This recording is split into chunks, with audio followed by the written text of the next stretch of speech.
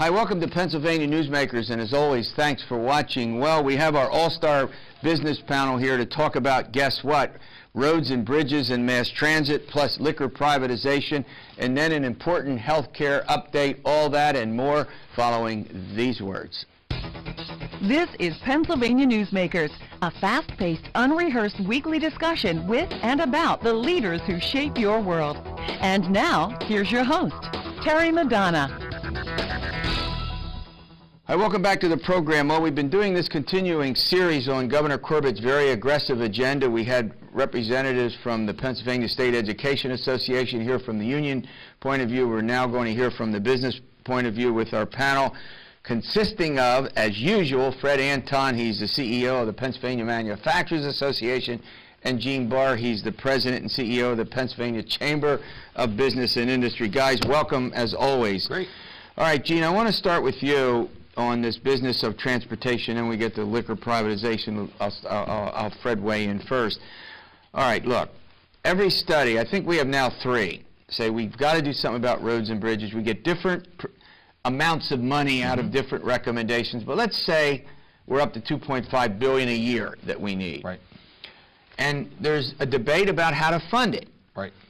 So from your point of view, should we be doing a huge expenditure of money in order to fund roads and bridges?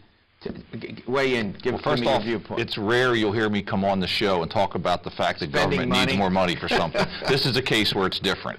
We believe that what we're talking about here, transportation infrastructure, is a core function of government. We need to do this. We need significant more dollars into this system.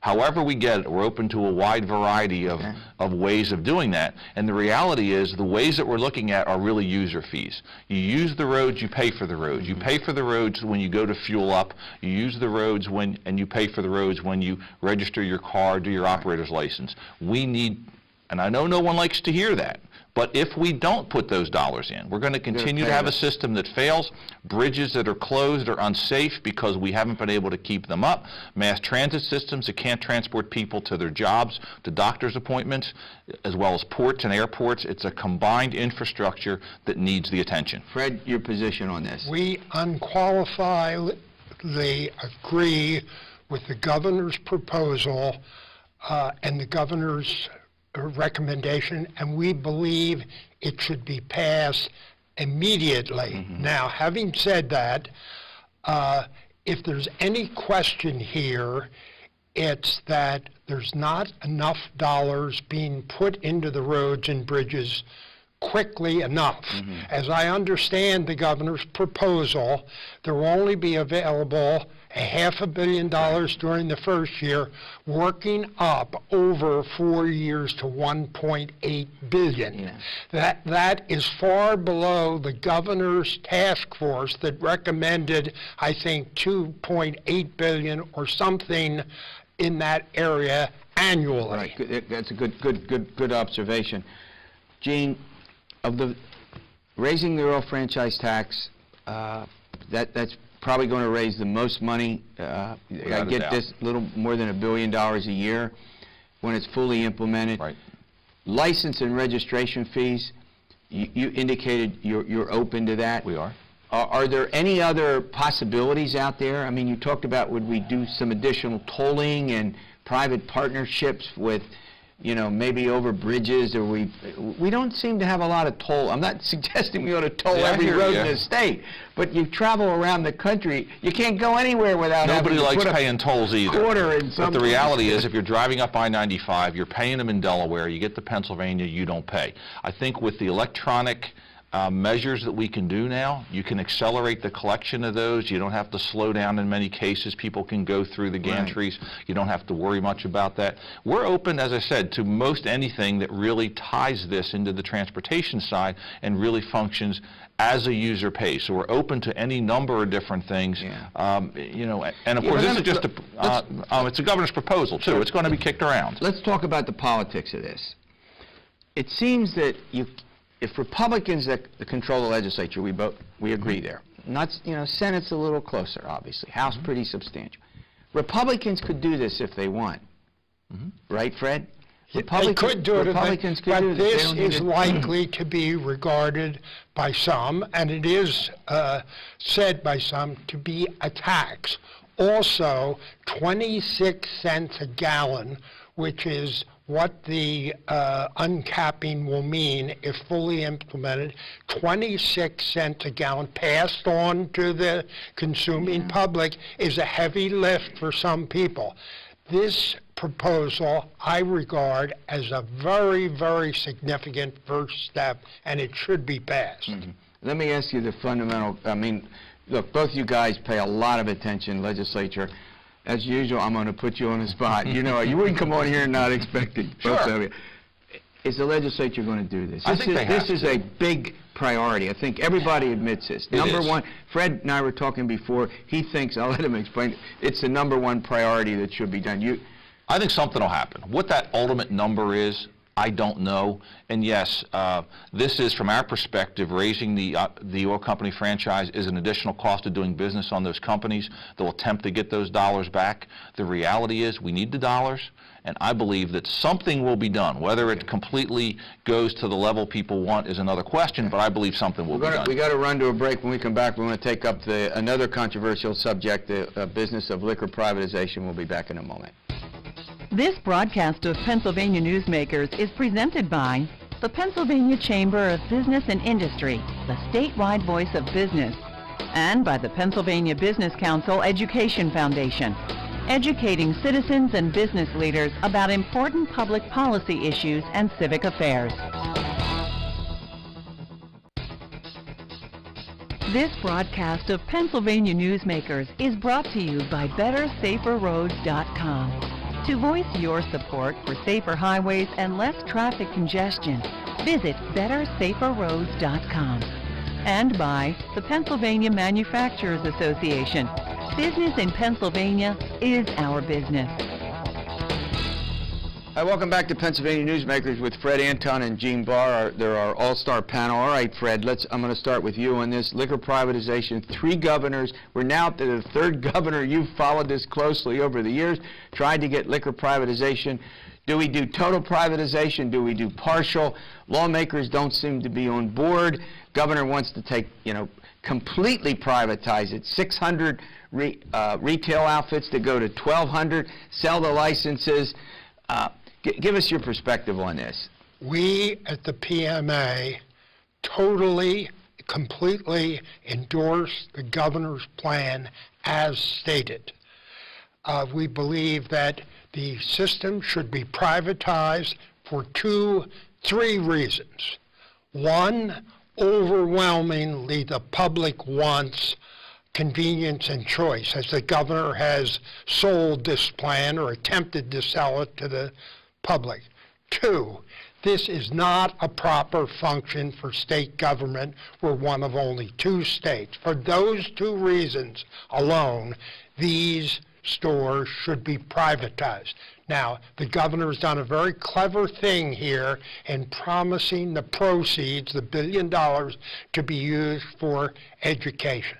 Mm-hmm. All right, Gene, let's go to getting this through the legislature. You've got some Republican lawmakers who don't want to see the expansion of alcohol into their communities. Right. You get some who say, well, you know what, maybe we just ought to semi-privatize, right. Don't go the whole way. Right. Now, again, you've covered this. Where does this all fit? Do you think there's going to be a compromise on this? Is Fred, obviously many in the business community supports the total.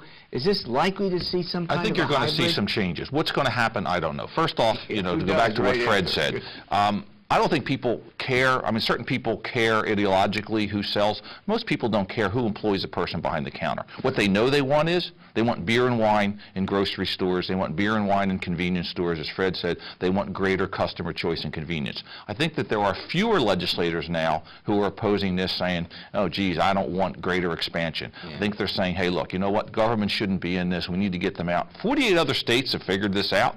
And I think the difference here is, previous times it was simply privatizing without expanding the beer and wine sales. That's the big seller here. That's the huge piece of the customer choice that people want. So I think that there will be significant pressure to do something, whatever that something is, get it done this time. Yeah, Fred, go ahead. My assessment is that some sort of a hybrid plan is all that's likely to pass. Why do I say that? I say it because the strong advocate for this plan is Mike Terzai.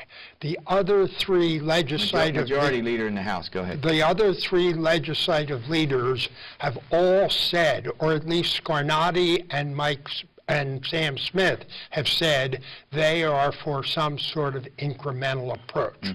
So that's what I think of anyway. Gene, you're shaking your head. Yeah, I think that, let's look for a minute at some of the objections to this, which I find kind of interesting. You have people say, I don't believe it's going to lead to tremendously increased alcohol use. But you have people say, well, we're the largest buyer of wine in the world. Look at the purchasing power, and the stores have done better. I'll agree, the stores have done better. In my view, they've done better because of the threat of privatization. Once that threat goes away, I think the stores go back to what we've all known for decades here in Pennsylvania.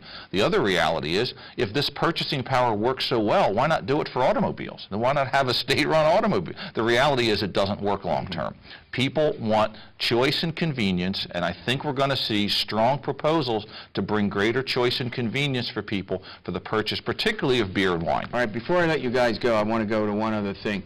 The governor is recommending continuing various business phase-outs and cuts, particularly in the corporate net income tax.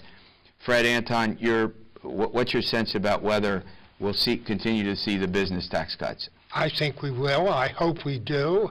I think that it's extremely important for the Pennsylvania economy.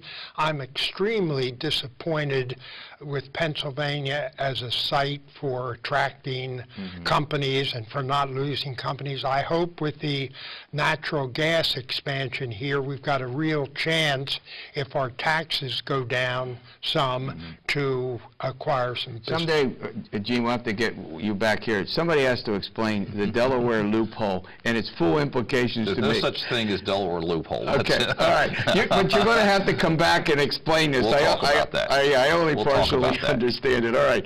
A great update. As I promised, we're going to get all sorts of views on this, and we're going to follow these two issues in particular. I didn't even get to ask you about the lottery privatization. We did, yeah, that's right. Yeah, we'll get into Or that. the pensions. Or the pensions, two big Another things, big one. which we've covered. All right, again, coming up, we got healthcare update. We're going to look at Medicaid expansion. It's a huge issue for the state. Governor Corbett seems to be leaning against going forward with Medicaid. He's not quite closed the door. One of our healthcare experts will be on the program next to help us sort all of that out. This broadcast of Pennsylvania Newsmakers is brought to you by Pennsylvania Credit Union Association. Pennsylvania Credit Unions, where people are worth more than money. To find a credit union that is right for you, check out ibelong.org. And by the Energy Association of Pennsylvania, Pennsylvania's energy information source. This broadcast of Pennsylvania Newsmakers is presented by the State System of Higher Education. 14 state-owned universities. The state system is the largest provider of higher education in Pennsylvania. And by the Hospital and Health System Association of Pennsylvania, working towards a healthy Pennsylvania. Welcome back to the program. Well, we're going to talk, it's time for our important healthcare update. One of the experts that we bring in from time to time is Dr. Stuart Shapiro. He's the president and CEO, if you will, of the Pennsylvania Healthcare Association. Doctor, thanks for coming on, as always. Look, before we get, we want to talk about budgets and numbers and money.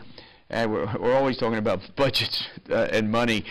But I want to spend a moment or two talking about Medicaid expansion. The governor gave this speech. It didn't look like he closed the door completely on Medicaid expansion. By the way, we're talking about the option that governors have in legislatures to accept the Medicaid expansion paid for the first 3 years by the federal government, then after less money, 90%.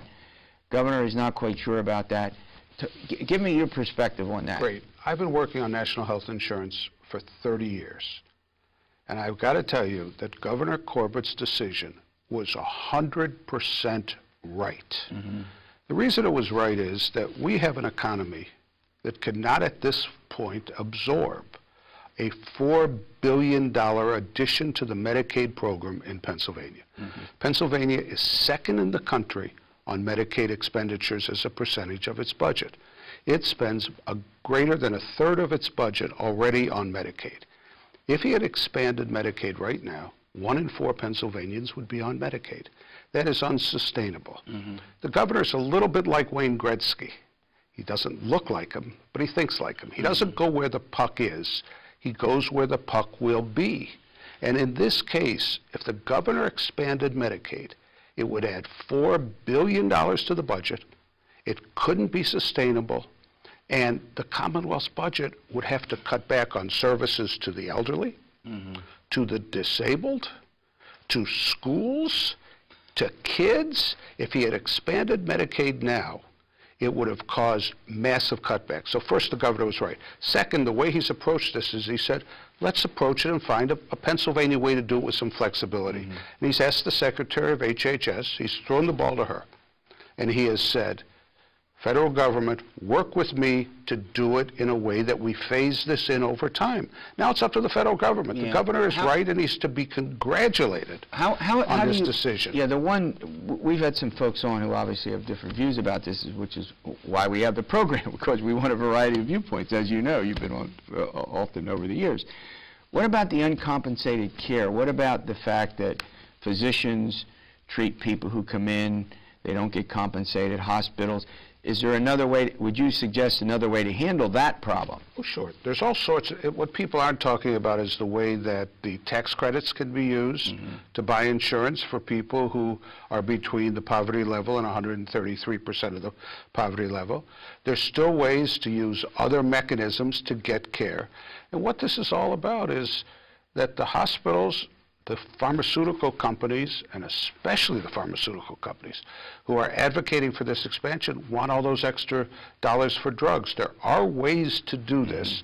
The governor has asked for flexibility because he doesn't want to cut services to the elderly. And if he expanded Medicaid, services to the elderly would be cut. All right, let's turn our attention to, in general, the governor's health care budget. And there are a bunch of pieces to it. But in your sense, what do you think the most important aspects of the budget recommendations that dealt with health care? What did he say that you liked or you didn't like? Again, I want to come back to the governor as a priority setter.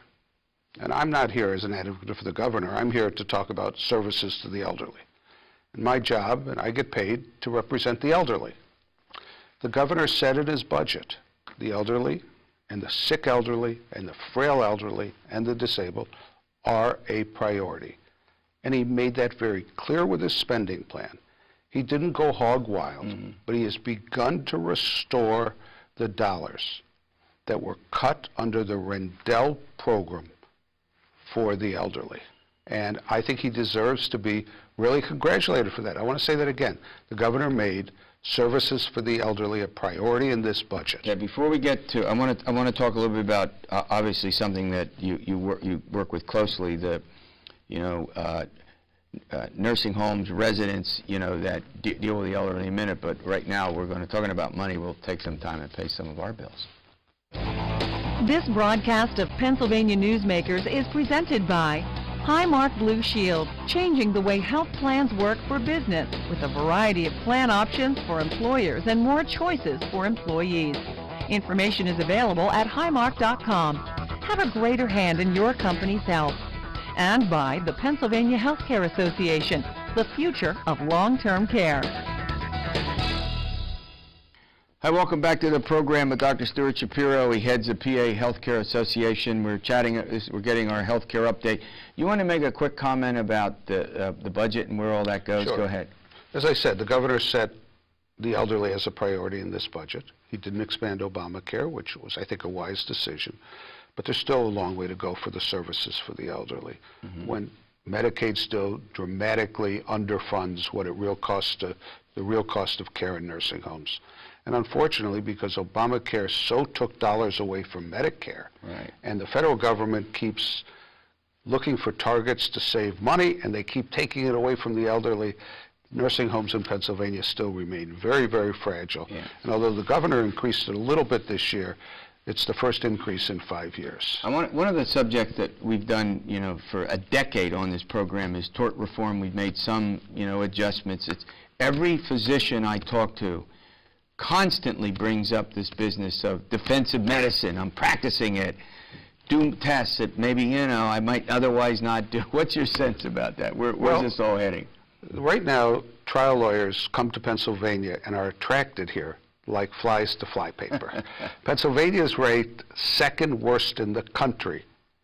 An example is there's an out-of-state law firm that has advertising full-page ads attacking and trolling for clients in nursing homes across the country, across the Commonwealth. 18 full-page ads in the last 2 or 3 weeks. 18, from Scranton to Washington. Right now, pending before the Senate is a bill, an apology legislation bill. Apology laws are common sense reform. It says that if things go wrong, a doctor or a nurse can sit down with a family and say, I feel really bad. Yeah. This shouldn't have happened. It happened. This is why it happened. And if compensation is due, then it's paid. But let me just make the point. And not have what the doctor says be used in court, right? That's what the law does. It's as simple as that. Now, the fact that if they made a mistake, they can still be sued. Sure. But just that dialogue, that discussion can't be used against them. Now, that's common sense reform. 38 states have passed it. All the states around us have passed it. But in Pennsylvania, when something goes wrong, the doctors or the hospital people or the nurses, they literally can't have that dialogue. I'm supposed to be neutral, and most of the time I am. On that, I agree with you. I'm going to say this. I mean, that makes no sense not to allow a University of Michigan, which has this law, has reduced medical malpractice claims by over 50% since this went into effect. This is common sense reform. It ought to pass the Senate. Last year it passed the House. We have about 50 seconds left. Tell me where you think, that's right, tell me where you think it's going to go. It's in the Senate. Okay. We hope it's going to pass. It passed the House last year overwhelmingly. 85% of the Democrats and Republicans voted for it. Wow. This is bipartisan in the Pennsylvania Senate. It's sitting there, and all we can do is ask that the Pennsylvania senators move first-rate common sense reform. Thanks for the update, as always. All right, we'll see you next week for another edition of Pennsylvania Newsmakers, and as always, stay well.